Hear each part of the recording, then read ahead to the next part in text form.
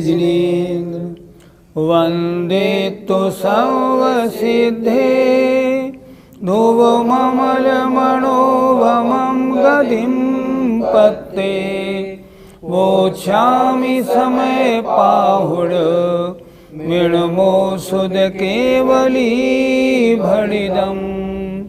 पंच परमेष्टि भगवान की जय। आज दो गाथाएं होंगी। इन गाथाओं में क्या होगा आज? पहले गाथा नंबर 93 में जैसे पुद्गल कर्म के निमित्त से आत्मा अपने भावों को करता है, वैसे ही पुद्गल कर्म के निमित्त से होने वालों का भोगने वाला भी है। आइए गाथा देखें जरा। गाथा नंबर 93। पुद्गल कर्म निमित्तम जह आदा कुण दिया पणो भावम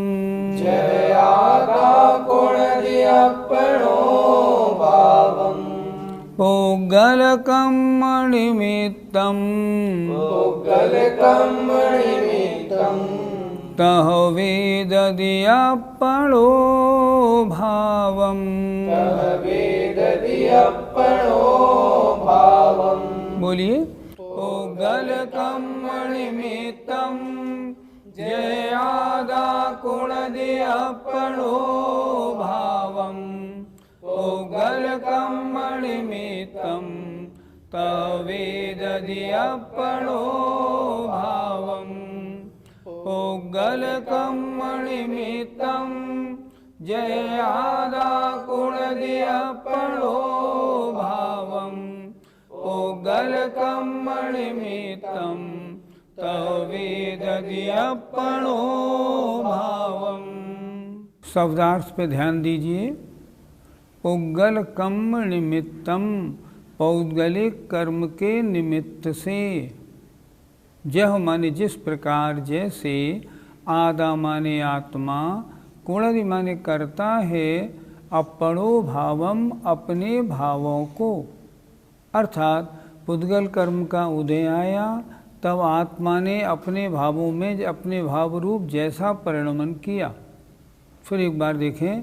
पुद्गल कर्म निमित्तम पौद्गलिक कर्म के निमित्त से, जह माने जिस प्रकार, आदा माने आत्मा, अपणो भावम कुणदि अपने भावों को करता है, उसी प्रकार तह माने वैसे ही पुद्गल कर्म निमित्तम पौद्गलिक कर्मों के निमित्त से अपणो भावम वेदति अपने भावों का वेदन करता है, भोगने वाला भी है। अर्थात पुद्गल कर्म के निमित्त से अपने भावों को करने वाला भी है और पौद्गलिक कर्म के निमित्त से अपने भावों को भोगने वाला भी है। एक बार फिर देखें।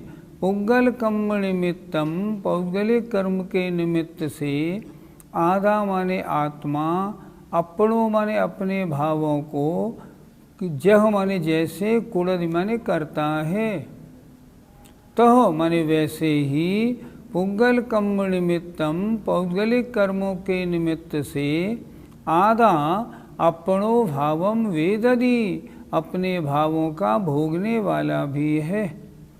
अर्थात पुद्गल कर्म के निमित्त से होने वाले अपने भावों को करने वाला भी है और अपने भावों को भोगने वाला भी है। भावार्थ देखें। जैसे यह आत्मा पौद्गलिक ज्ञानावरणादि कर्म के उदय के निमित्त से होने वाले अपने भावों को करता है, उसी प्रकार पौद्गलिक कर्म के निमित्त से होने वाले अपने भावों को भोगता भी है। पंडित जी, हमको क्रोध आया तो क्रोध किसने किया? क्रोध का करने वाला आत्मा। क्या यह शरीर क्रोध कर सकता? नहीं कर सकता। ये पुद्गल का भाव नहीं है, आत्मा का भाव है। कौन सा आत्मा क्रोध रूप परिणमन करेगा? जो समाधि से च्युत होगा, जो राग द्वेष आदि परिणामों में उलझा हुआ होगा, वो क्रोध करेगा। क्रोध करने वाला आत्मा ही तो है। और क्रोध क्या है? ये चैतन्य में परिणाम है, पर ये अशुद्ध परिणाम है। पंडित जी, हमारी आत्मा में पूजा करने का भाव आया तो ये किसने किया? ये भाव मैं पूजा करूं, ये भाव किसने किया? आत्मा ने किया। तो क्या ये पुद्गल कर्मों के निमित्त से हुआ? हाँ बिल्कुल। जब कषायों का मंद उदय हुआ तब ऐसे आत्मा के परिणाम होते हैं। कषायों के मंद उदय में आत्मा ने पुरुषार्थ किया और पूजा या स्वाध्याय आदि भावों में लगा। लेकिन लगने वाला कौन? पूजा करने वाला कौन? ये आत्मा। इन परिणामों का करने वाला आत्मा है। लेकिन ऐसे परिणाम आत्मा की अशुद्ध अवस्था में होते हैं, शुद्ध अवस्था में नहीं। क्योंकि मंद कषाय के उदय में ऐसे परिणाम होते हैं। कषाय रहित अवस्था में पूजा आदि करने के योग्य परिणाम नहीं होते। इसलिए इन परिणामों का कर्ता आत्मा है। पंडित जी, साता वेदिनी के उदय में सुख को भोगने वाला कौन है? साता वेदिनी के उदय में चाहे सुख की बात करो, चाहे असाता वेदिनी के उदय में दुख की बात करो, कर्म के फल उदय में जो सुख दुख रूप परिणमन होता है उसका भोगने वाला कौन? आत्मा। क्योंकि सुख का अनुभव करना और दुख का अनुभव करना ये आत्मा के स्वयं के परिणाम हैं। पुद्गल कभी भी सुख दुख नहीं मानता। आप हाथ पैरों को खूब अच्छी तरह साबुन से धोएं, पैरों को खूब रगड़ के साफ करें, क्या इससे पैर प्रसन्न होंगे? क्या पुद्गल प्रसन्न होगा? नहीं होगा। सुख दुख का भोगने वाला आत्मा है। आत्मा जब साता वेदनी आदि अच्छे शुभ कर्मों का उदय होता है तब सुख का भोग करता है, और जब असाता वेदनी आदि अशुभ कर्मों का उदय होता है तो दुख का वेदन करने वाला है। इसलिए जो आत्मा होता है वह सुख दुख का भोगने वाला है। पंडित जी, क्या केवली भगवान की आत्मा भी सुख दुख का वेदन करती है? सुख तो आत्मा का गुण है, स्वभाव है। सांसारिक सुख स्वभाव नहीं। सुख दो तरह का होता है। जब तक उपादान अशुद्ध है तो कर्म के फलस्वरूप सुख दुख का भोगने वाला है, और जब आत्मा इन कर्मों से रहित हो जाता है, जब कर्मों का आत्मा पे असर नहीं पड़ता, तब आत्मा क्या करता है? आत्मा अपने निजी सुख का अनुभव करता है। सुख तो आत्मा का गुण है। कर्म के उदय से कर्म के फलस्वरूप सुख दुख को भोगता है अशुद्ध निश्चय से, और कर्म हट जाने पर आत्मा परम सुख को भोगता है। ये किसने से? ये निश्चय से। क्या सिद्ध भगवान की आत्मा परम सुखी नहीं है? क्या उनको अतीन्द्रिय सुख नहीं है? नहीं, हाँ बिल्कुल है। तो वहाँ कैसे भोगती है? वो तो आत्मा का स्वभाव है। और ये सुख दुख का वेदन जो है ये आत्मा का विभाव है। विभाव इसलिए क्योंकि ये अन्य के कारण होता है। सिद्धों का सुख स्वभाव इसलिए कि वो सुख जो है ना वो आत्मा का निजी है, अन्य के कारण नहीं हुआ। सुख के ऊपर जो अभी तक आवरण था, जिन कर्मों ने उस सुख को गलत कर रखा था, उनके हट जाने पर सहज सुख जो प्रकट होता है वह सुख सिद्धों में है, और निश्चय से आत्मा उन्हीं का भोगने वाला है। पंडित जी, अनंत सुख और अव्ययवाद सुख में कुछ अंतर है कि नहीं? अरहंत भगवान के मोहिनी कर्म का नाश हो जाने से अनंत सुख प्रकट होता है, और सिद्ध भगवान के वेदनी कर्म का नाश हो जाने से और आगे बढ़ के वेदनी का भी नाश हुआ तो उनको अव्ययवाद सुख हुआ। प्रश्न, क्या केवली भगवान अरहंत परमेष्टि के सुख में अभी कोई बाधा है? हाँ बाधा है। क्या बाधा है? अभी तो असाता वेदनी आदि का उदय है। वो उदय अपना असर तो दिखाता नहीं, असर तो नहीं दिखाता, लेकिन उस अनंत सुख के बाद अव्ययवाद सुख के बीच में जो बाधा है वो उसी के कारण तो है।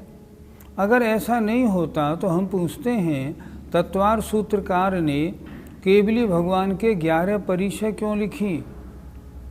क्या केवली भगवान के कभी परिचय होती हैं? कभी नहीं होती। तो यहाँ क्यों लिखी? क्योंकि कारण उपस्थित है, इसलिए वहाँ कार्य का वर्णन किया गया। केवली भगवान के असाता वेदनी का उदय है, और असाता वेदनी का उदय होने से उनके अव्ययवाद सुख में अभी बाधा है। अनंत सुख तो है, अव्ययवाद सुख नहीं। तो अनंत सुख होता है केवली भगवान का, अव्ययवाद सुख होता है सिद्ध भगवान का, क्योंकि वहाँ सुख में किंचन मात्र व्यवधान डालने वाली जो वेदनी है उसका भी अभाव हो गया है। इसलिए अनंत सुख केवली भगवान का और उससे भी बड़ा अव्ययवाद सुख सिद्धों के होता है। गाथा 93 का पद्यानुवाद देखते हैं। जो मोह के उदय में यह शीघ्र आत्मा रागादि भाव करता बनता दुरात्मा, क्यों मोह का उदय पा निज को भुलाता, आनंद स्वीय तजता सुख दुख पाता। यहाँ चौथी पंक्ति में एक शब्द है स्वीय। स्वीय माने स्वकीय, स्वकीय माने अपना।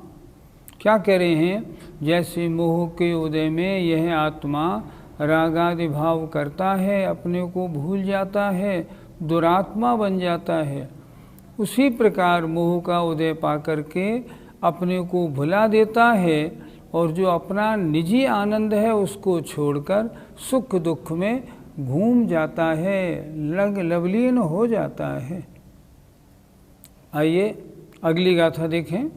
मेच्छतं पुण्यदुविहं, मेच्छतं पुण्यदुविहं, जीवमजीवं तहेव अन्नाणं, जीवमजीवं तहेव अन्नाणं, अविरधि जोगो मोहो, अविरधि जोगो मोहो, कोहादिया इमे भावा, कोहादिया इमे भावा। बोलिए। मेच्छतं पुण्यदुविहं, जीवमजीवं तहेव अन्नाणं, अविरधि जोगो मोहो, कोहादिया इमे भावा। फिर बोलिए। मेच्छतं पुण्यदुविहं, जीवमजीवं तहेव अन्नाणं, अविरधि जोगो मोहो, कोहादिया इमे भावा। समय सार की गाथाओं को पढ़ना अलग बात है, एक एक शब्द के अर्थ को समझकर पढ़ना अलग भाव है और उसके भाव में डुबकी लगाना अलग भाव है। हम एक एक शब्द का अर्थ आपको क्यों पढ़ा रहे हैं? ताकि कभी भी आप समय सार का स्वाध्याय करें गाथाओं का तो आपके चित्त में भाव आता रहे कि आचार्य ने इस गाथा में क्या कहा है। इसलिए हम पढ़ाते हैं और बिना एक एक शब्द का अर्थ जाने भाव गले उतरता नहीं। आइए एक एक शब्द का अर्थ ध्यान दीजिए। मिच्छतम मिथ्यात्व, पुण्य माने और, दुविहम द्विविधम दो प्रकार का है, जीवम और अजीवम, एक जीव मिथ्यात्व एक अजीव मिथ्यात्व। तहेव वैसे ही अर्थात उसी प्रकार, अन्नाणम अज्ञान, अविरधि अविरति, योग और मोह, और कोह माने क्रोध आदि कषाय, इमे भावा ये सब भाव भी दो दो प्रकार के हैं।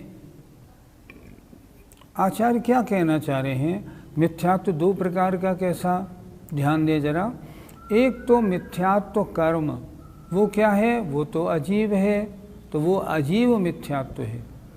वो उदय में आया तो आत्मा में मिथ्यात्व रूप परिणमन हुआ, अश्रद्धा रूप परिणमन हुआ। वो क्या है? वो जीव का परिणाम है। तो जो मिथ्यात्व कर्म उदय में आया वो अजीव मिथ्यात्व, और उसने आत्मा में जो मिथ्यात्व पना प्रकट करा दिया वो हुआ जीव मिथ्यात्व। वो ही इसमें बता रहे हैं। इसी तरह अज्ञान, अवृत्ति, योग, मोह, क्रोध आदि ये कषाय भी दो दो प्रकार की हैं।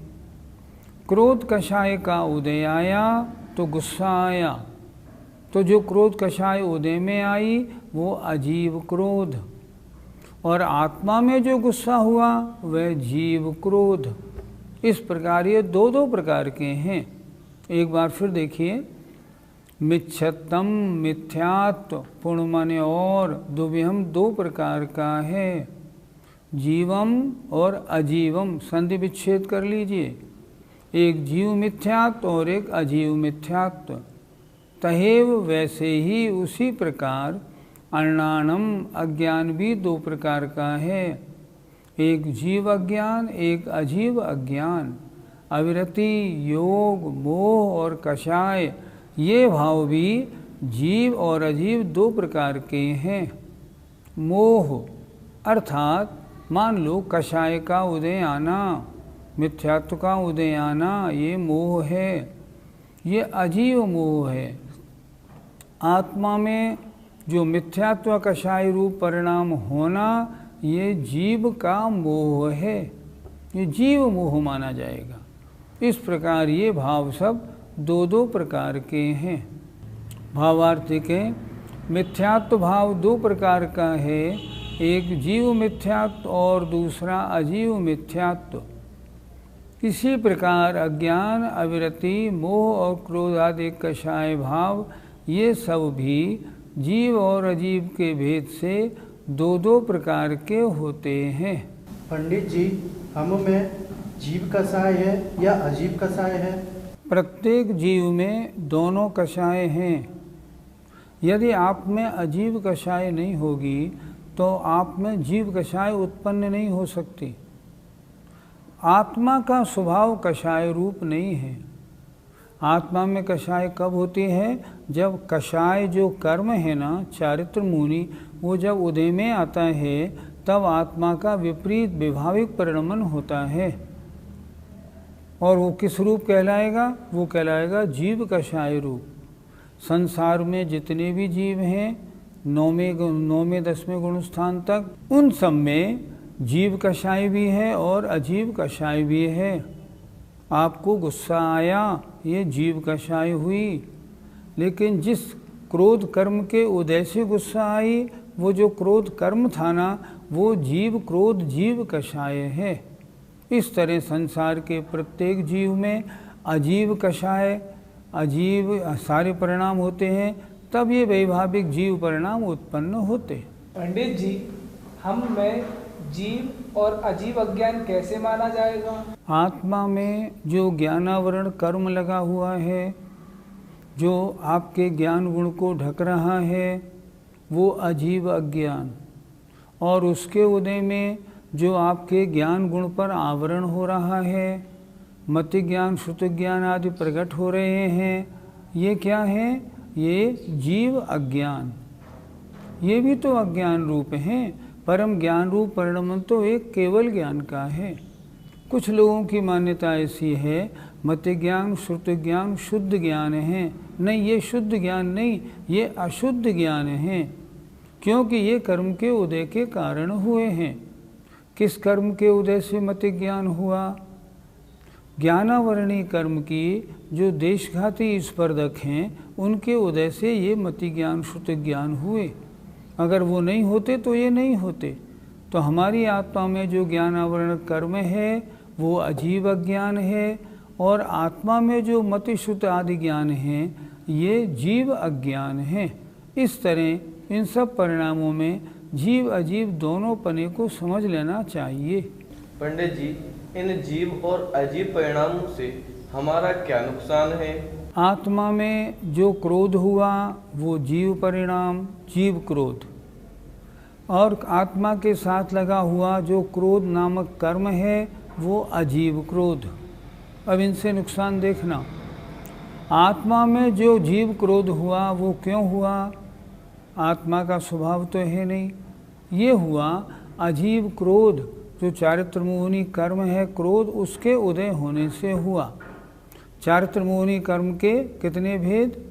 25 भेद, 16 कषाय 9 कषाय।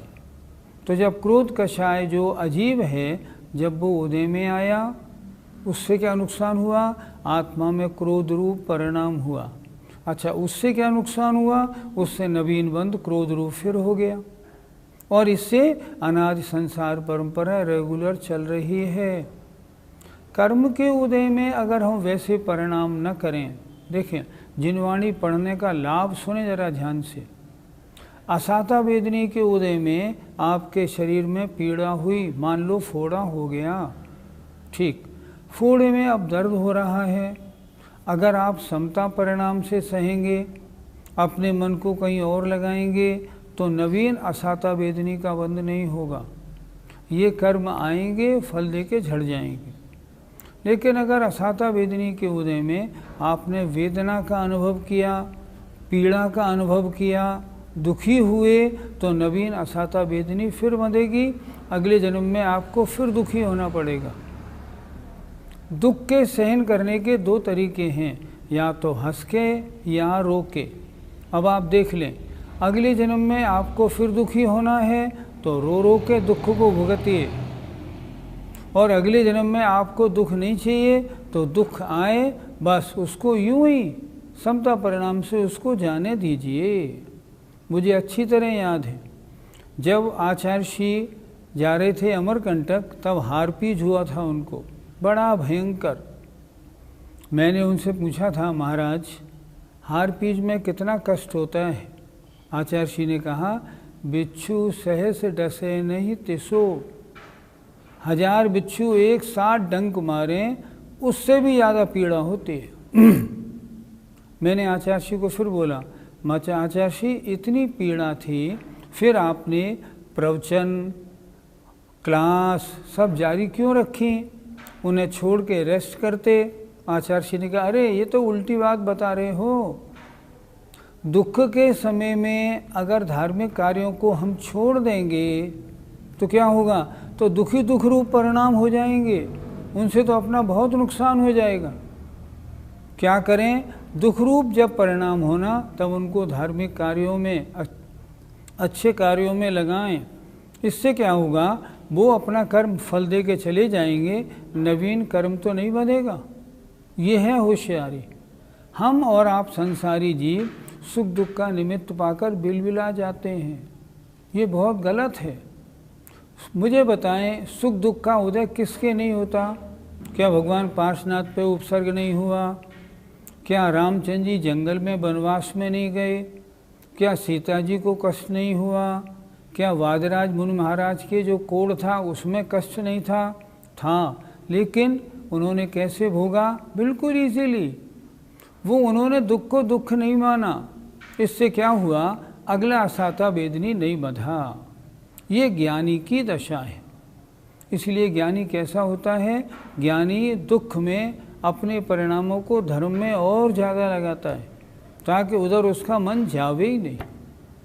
इन समय सार आदि ग्रंथों को पढ़ने से हम लोगों को अपनी परिणति बदलनी चाहिए। कैसे ही दुख के अवसर आए, नहीं हम दुख बने का अनुभव नहीं करेंगे। अगर ऐसा आप करेंगे तब समझना, हाँ आपने समय सार पढ़ा है। गाथा 94 का पद्यानुवाद देखिए। मिथ्यात्वमान मद मोह प्रलोभ द्वारा, अज्ञानयो अविरति रति राग सारा, ये है द्विधा जड़ सचेतन भेद द्वारा, संसार मार्ग चलता इनसे असारा। जय जिनेन्द्र। इस कार्यक्रम के पुण्यार्जक परिवार हैं मानक चंद, कमला देवी, राकेश, नीतू, ऋषभ, सौम्या एवं आयुषी मुशरफ, B123, सेठी कॉलोनी, जयपुर, राजस्थान। स्वर्गीय श्रीमती अनंतमती मोतीचंद शाह की स्मृति में सुपौत्री आभा, आयुषी, सुपौत्र आदित्य, सुपौत्री मुग्धा, अभिजीत शाह, डॉक्टर केतकी, तुषार भट्ट, पुत्र श्री हर्षवर्धन, धन्य कुमार, पुत्र वधू रोहिणी, दयानंदा, पुत्री श्रीमती भारती, श्रीमती उज्ज्वला, डॉक्टर कल्पना, आशा, स्मिता, दीपमाला एवं समस्त वाडीकर परिवार। Arun Kumar Agarwal, Amrapali fashion, Renu Agarwal, Anushree Agarwal, Anshita Agarwal, B197 HIG, Nandgram, Ghaziabad. Garv Gautam Jain, सुपौत्र Ashok Kumar, Ratanlal Jain, नूतन, गौतम, प्राची, आदित्य, महिमा, सलोनी, निरंजन, अरहन, आराध्य, तारदेव, अंधेरी, मुंबई। श्री जनार्दन प्रसाद जी, श्रीमती पटंती देवी, मुकेश कुमार, साक्षी, हितार्थ, ईशा, मोना खंधार, श्री किशोर खंधार, श्रीमती सुषमा खंधार, परिमल खंधार, अहमदाबाद।